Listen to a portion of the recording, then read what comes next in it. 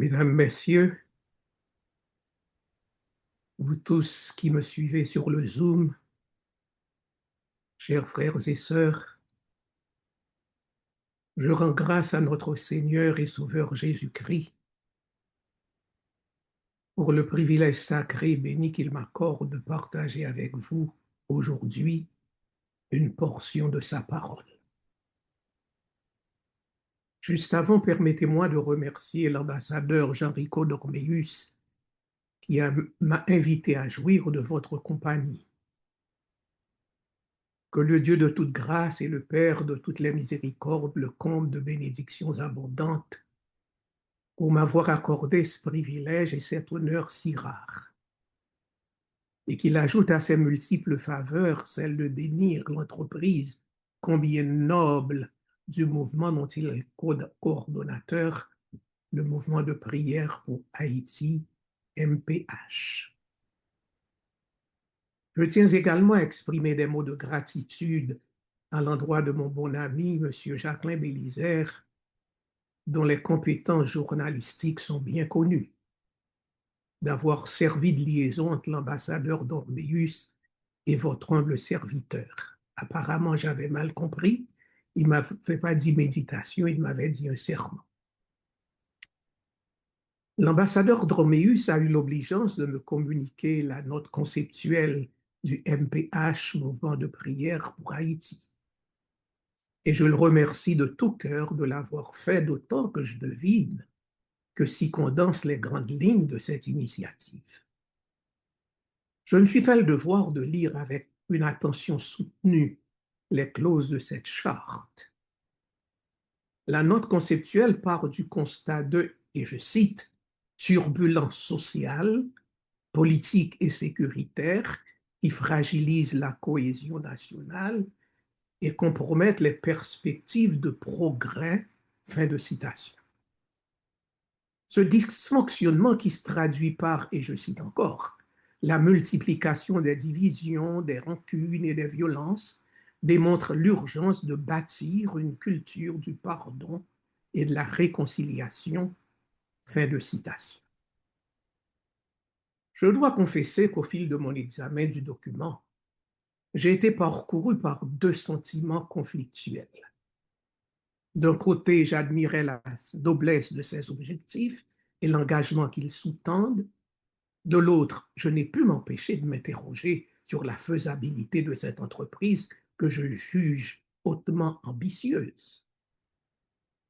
Vous conviendrez avec moi que pardonner, et on a beaucoup insisté là-dessus au cours de ce week-end, pardonner les torts dont on a été victime et qui ont causé un retard de plus de 200 ans, éponger des préjudices qui ont hypothéqué le développement de tout un peuple, chercher à réconcilier des factions, je pourrais dire ontologiquement irréconciliables, absoudre des mets fratricides qui ont massacré toute votre famille, qui ont incendié ce que vous aviez comme pignon sur terre et vous ont réduit à la ruine. N'est-ce pas tenter l'impossible? Nous ne pouvons pas nier que notre histoire a été tissée dans la déshumanisation, la chosification, allant jusqu'à la bestialisation de tout un peuple, de toute une race. Et cela a laissé un relent d'amertume, un esprit de vengeance dans la psyché haïtienne. Sans en faire une explication de la situation chaotique où est plongé notre peuple, nous pouvons en tenir compte pour comprendre la complexité de l'entreprise gigantesque, du projet gargantuesque même auquel veut se colter le MPH. Le satyagraha, qui est un terme sanskrit qui se traduit littéralement par force de la vérité ou insistance sur la vérité, un principe prôné par Gandhi et mis en action par la non-violence, ahimsa, encore un terme sanskrit, pour la transformation sociale et le progrès dans le respect de la dignité, nous a été rendu familier par Mahatma Gandhi. Et c'est pour cela que je confesse que, alors que j'étais tenté de qualifier ce projet de chimérique, En analysant le document de plus près, je me suis rappelé que d'autres leaders avaient précédé les fondateurs du MPH dans des entreprises qui, au départ, n'avaient aucune chance de réussite et qui, cependant, ont porté des fruits dont nous jouissons encore aujourd'hui avec, en plus, des promesses de dividendes. J'ai envie de dire inimaginables. J'ai pensé, comme je viens de le mentionner, au Mahatma Gandhi, dont le satyagraha promouvait la non-violence comme arme où la force de l'âme prévalait sur les discriminations raciales et les injustices sociales. Il l'a utilisé en Afrique du Sud. Il en a fait le fer de lance, le tremplin de la révolution et de l'indépendance indienne. Et son succès a été tellement retentissant et convaincant que Martin Luther King Jr. dupliquait les principes et les tactiques aux États-Unis d'Amérique dans un combat en faveur des droits civils et des égalités socio-économiques, non seulement des Noirs, mais aussi de toutes les minorités qui en souffraient les détriments. Je vous prie de pardonner ma voix, j'en souffre depuis déjà 3 semaines. On pourrait aussi parler de Nelson Mandela, de l'archevêque Desmond Tutu, par sa commission de vérité et de réconciliation en Afrique du Sud, bien sûr. Autant de jugements taxés d'utopiques et qui cependant ont révolutionné l'histoire du monde et ont bouleversé des institutions diverses. On ne saurait passer sous silence les contributions de la sociologue, écrivaine et psychothérapeute de renommée internationale, Madame Esther Mujawayo, dont nous avons entendu les propos hier. Il faut aussi ajouter les efforts de réconciliation promus par le président Paul Kagame du Rwanda, dont nous a parlé si éloquemment Madame la ministre Janine Munieshuli hier soir également. Et plus près de nous encore, la jeune activiste pakistanaise Malala Yousafzai. À part le constat de ses réussites surprenantes et louables, j'ai été aussi frappé par une déclaration du document de la note conceptuelle du MPH qui, dans mon esprit, prouve la profonde lucidité qui anime la démarche de ce groupe. C'est la phrase, et je cite encore, ces initiatives se racinent de la conviction que la transformation d'Haïti doit commencer dans les cœurs et les esprits. Voilà. Les architectes du mouvement ont de toute évidence compris qu'il faut aller à la racine des choses, au cœur du problème. En le disant, je n'ai nullement l'intention de recourir à des calembours creux et qui seraient de mauvais aloi dans des circonstances aussi dramatiques, que dis-je, tragiques comme celles que nous traversons depuis des décennies, pour ne pas dire des siècles. Oui, le cœur du problème d'Haïti, c'est le cœur, mon cœur, le vôtre, celui de nos leaders et celui de nos compatriotes de tous bords et de tout temps, y compris le cœur de ces gangs sans foi ni loi qui terrorisent la population haïtienne et plongent le pays dans ce chaos infernal où Méphistophélès mène la danse. C'est pour cela que j'ai choisi de mettre l'accent sur ce point de votre charte. C'est aussi pour cela que j'ai intitulé mes propos au cœur du problème. Au cœur du problème. Pour les étayer, je lirai à vos oreilles un passage de l'Écriture sainte tiré de l'Évangile selon saint Matthieu. Je confesse que je suis un peu troublé. Je me demande si je dois analyser le texte comme je me proposais de le faire, étant donné que j'entends parler de méditation au lieu de sermon. Au chapitre 15, les versets 11 à 20, le texte de Matthieu nous dit, « Ayant appelé la foule, Jésus leur dit, écoutez et comprenez. Ce n'est pas ce qui entre dans la bouche qui souille l'homme, mais ce qui sort de la bouche, c'est ce qui souille l'homme. » Alors ses disciples approchèrent de lui et lui dirent, « Sais-tu que les pharisiens ont été scandalisés des paroles qu'ils ont entendues? » Il répondit, « Toute plante que n'a pas plantée mon Père céleste sera déracinée. Laissez-les, ce sont des aveugles qui conduisent des aveugles. Si un aveugle conduit un aveugle, ils tomberont tous deux dans une fosse. Pierre, prenant la parole, lui dit, explique-nous cette parabole. Et Jésus dit, vous aussi, êtes-vous encore sans intelligence? Ne comprenez-vous pas que tout ce qui entre dans la bouche va dans le ventre, puis est jeté dans les lieux secrets? Mais ce qui sort de la bouche vient du cœur, et c'est ce qui souille l'homme. Car c'est du cœur que viennent les mauvaises pensées, les meurtres, les adultères, les impudicités, les vols, les faux témoignages, les calomnies. Voilà les choses qui souillent l'homme. Mais manger sans s'être lavé les mains, cela ne souille point l'homme. La structure de ce passage est construite autour de 4 échanges. Échange numéro 1, Jésus face à un groupe de pharisiens et de scribes qui l'accusent de transgresser, de ne pas respecter les traditions des pères. Échange numéro 2, Jésus et la foule, où Jésus explique justement, par le biais du texte que nous venons de lire, Jésus explique ce qui souille. Ce n'est pas ce qui vient de l'extérieur, mais c'est le cœur. Échange numéro 3, Jésus explique cette fois-ci à ses disciples ce qu'il voulait dire par là. Et finalement, échange numéro 4, Jésus et Pierre, car c'est toujours Pierre qui intervient comme instrument d'interprétation. Jésus savait que le cœur du problème, c'était le cœur. Il savait, pour reprendre le mot de Jérémie, que le cœur est tortueux par-dessus tout et il est méchant.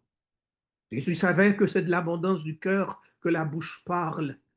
Jésus savait également que ce qui sort de la bouche vient du cœur et c'est ce qui souille l'homme. Il savait aussi que c'est du cœur que viennent les mauvaises pensées, les adultères, les impudicités, les meurtres, les vols, les cupidités, les méchancetés, la fraude, le dérèglement, le regard envieux, la calomnie, l'orgueil, la folie. Je viens de citer la version de Marc.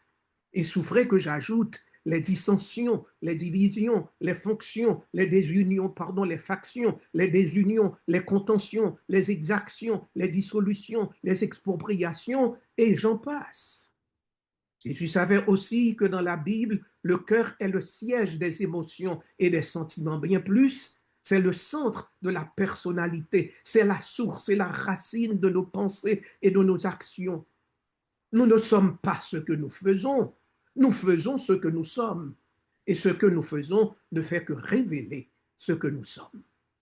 Ce n'est que par le secours de la grâce divine, en réponse à nos prières, que nos cœurs peuvent changer. Et c'est pour cela que Joël disait, déchirez vos cœurs et non vos vêtements, et revenez à l'Éternel. Venez devant le Seigneur d'un cœur sincère et contrit, et criez à lui avec crainte et tremblement et des larmes de repentance pour implorer son intervention.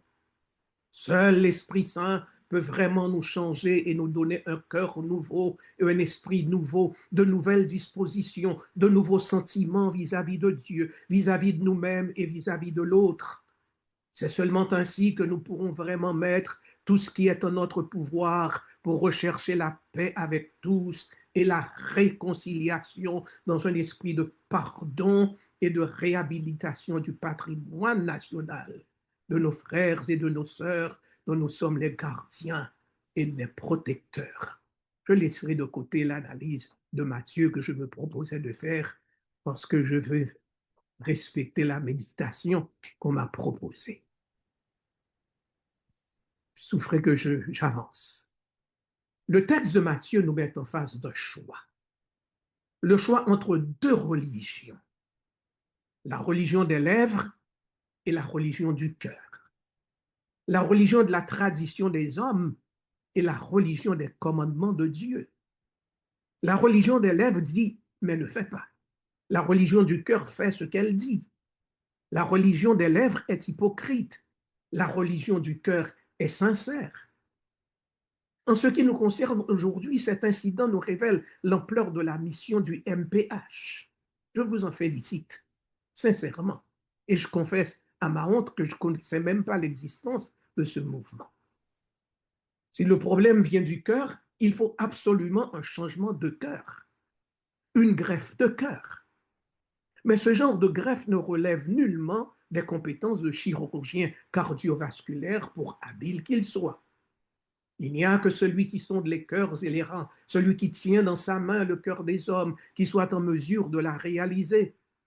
Je veux parler de Dieu lui-même, seul capable d'ôter de nous ce cœur de pierre, ce cœur méchant, ce cœur dur, ce cœur froid, ce cœur glacé, ce cœur insensible, ce cœur cruel, ce cœur sanguinaire, ce cœur sans pitié, ce cœur déloyal, ce cœur calomniateur, ce cœur criminel, ce cœur déchoucœur, ce cœur pélébrin, ce cœur bois calé.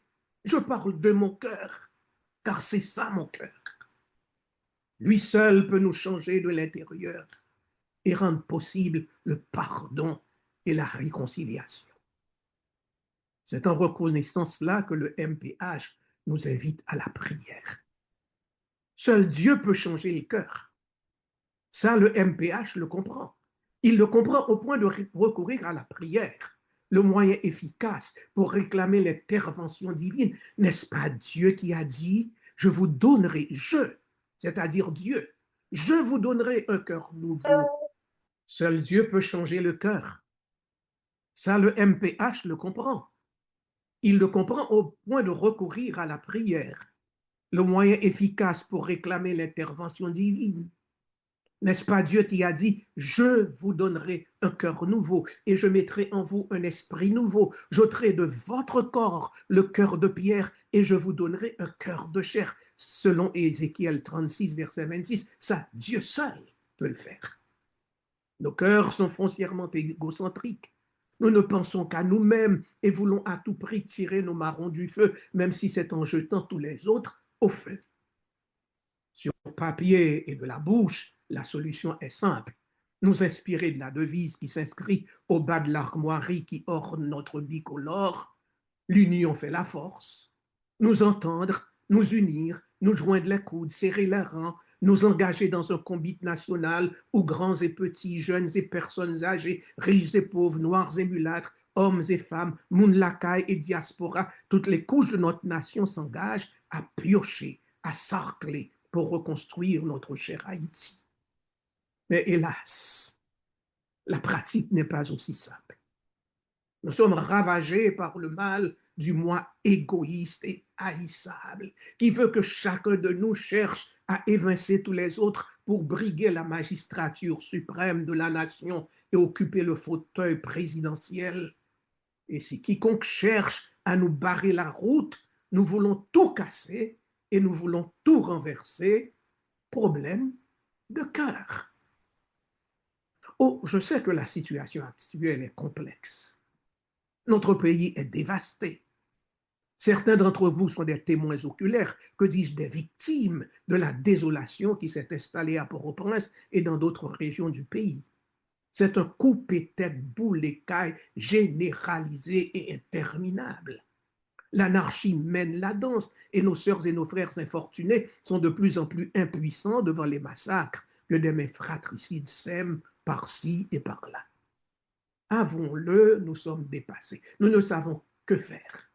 Aussi devons-nous lever les yeux et dire au Seigneur, en empruntant les mots du roi Josaphat, nous ne savons que faire, mais nos yeux sont sur toi. Seul un changement de cœur peut nous amener à prendre conscience et à suivre l'exemple des Ninivites dont on a parlé tout à l'heure. Face à l'imminence de la destruction qui la menaçait, la population entière a pris le sac et la cendre dans le repentir, le jeûne et la prière. Et nous connaissons la suite de cette saga. Dieu est revenu de sa décision de détruire Ninive. Nous devons implorer Dieu pour qu'il intervienne dans la situation d'Haïti, car seul Dieu peut résoudre le problème d'Haïti. Amen. Il a besoin de notre concours, certes, mais nous ne pouvons pas le faire seuls. Parce que nous nous chamaillons constamment, nous avons du mal à nous entendre. Contrairement à ce que certains pourraient penser, la prière n'est pas une solution de paresse. Je l'ai entendu tant de fois. Elle ne nous exonère pas de nos responsabilités. Je parle de la prière. Je crois fermement dans la prière et dans son efficacité. J'ai souvent témoigné des miracles qui découlent de la prière. expériences personnelles qui sont nombreuses. N'empêche que je crois aussi au prix agi jour après jour.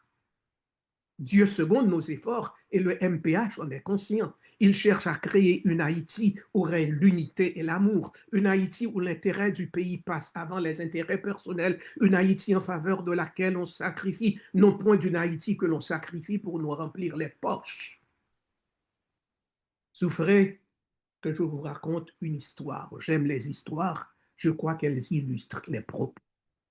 C'est plutôt une légende juive. À l'égal des paraboles, il faut que je dise, la légende était un outil didactique très prisé des Juifs. Selon cette légende, il y avait deux frères.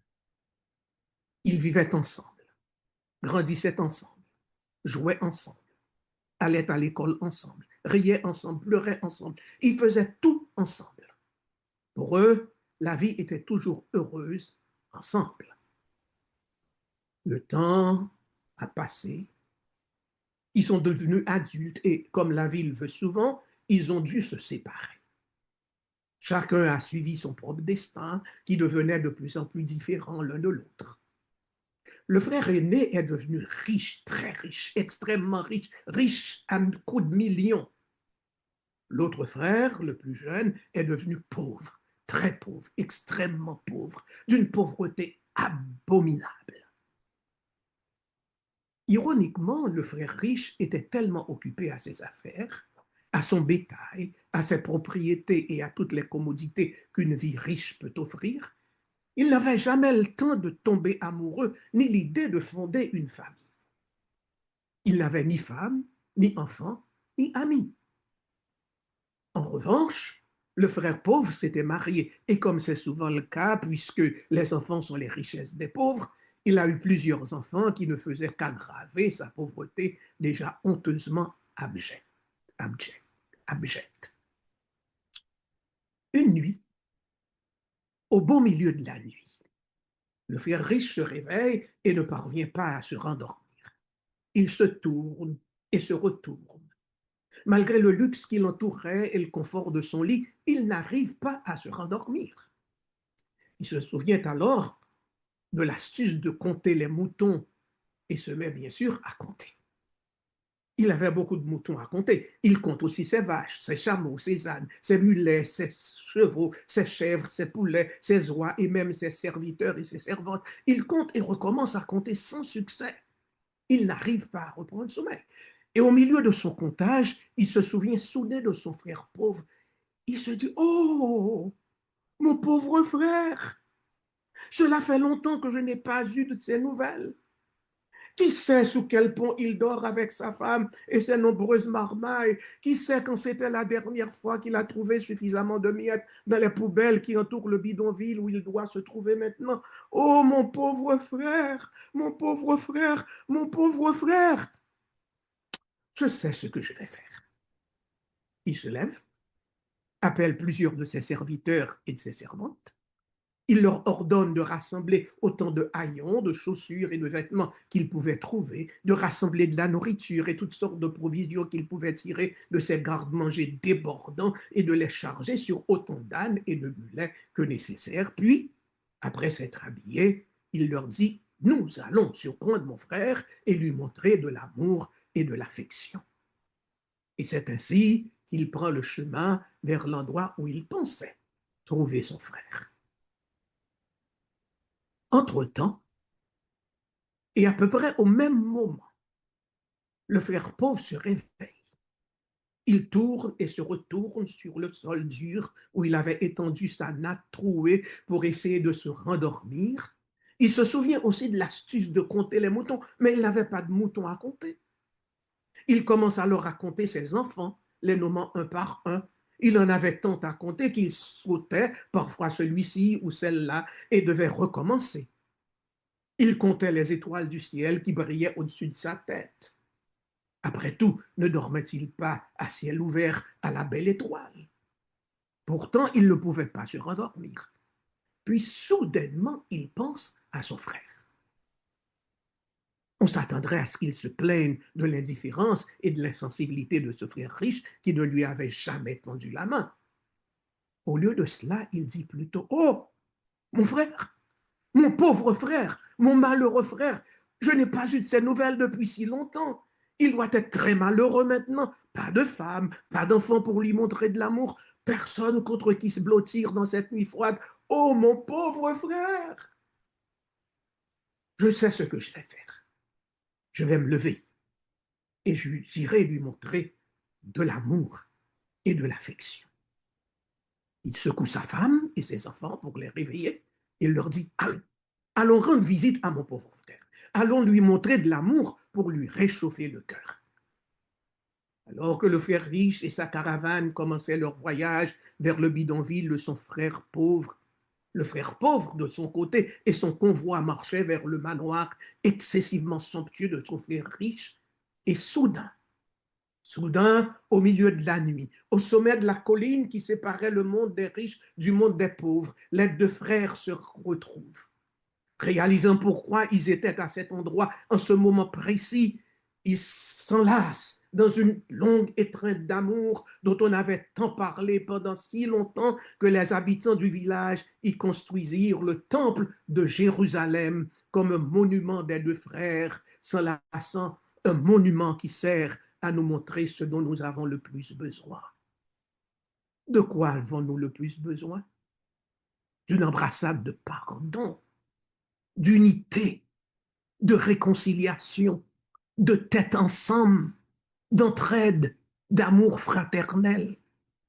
L'amour fraternel qui nous fera mettre les autres en premier, l'amour fraternel qui ne peut jaillir que du cœur, d'un cœur de chair, d'un cœur transformé, d'un cœur régénéré, d'un cœur nouveau, d'un cœur que seul Dieu peut accorder. Quand nos cœurs seront changés, les bandits déposeront les armes. Quand nos cœurs seront changés, les leaders se soucieront du développement du pays. Quand nos cœurs seront changés, il n'y aura qu'un seul objectif, Haïti chérie. Quand nos cœurs seront changés, nos enfants auront pour souci l'avenir du pays. Quand nos cœurs seront changés, les partis politiques rivaliseront de plateformes de gouvernement progressistes. Quand nos cœurs seront changés, les chantiers se dresseront par-ci et par-là pour construire Haïti, une Haïti prospère. Quand nos cœurs seront changés, nous n'aurons pas peur de circuler dans les rues, ni de nuit, ni de jour. Quand nos cœurs seront changés, nous marcherons unis. Quand nos cœurs seront changés, du sol, nous serons tous ensemble les seuls maîtres. Quand nos cœurs seront changés, nous bêcherons joyeux. Quand nos cœurs seront changés, nos champs fructifieront et l'âme se fortifiera. Quand nos cœurs seront changés, nous formerons des fils libres, forts et prospères, et toujours nous serons frères. Quand nos cœurs seront changés, nous serons des frères et des sœurs unis. Quand nos cœurs seront changés, nous pourrons vraiment dire pour le drapeau, pour la patrie.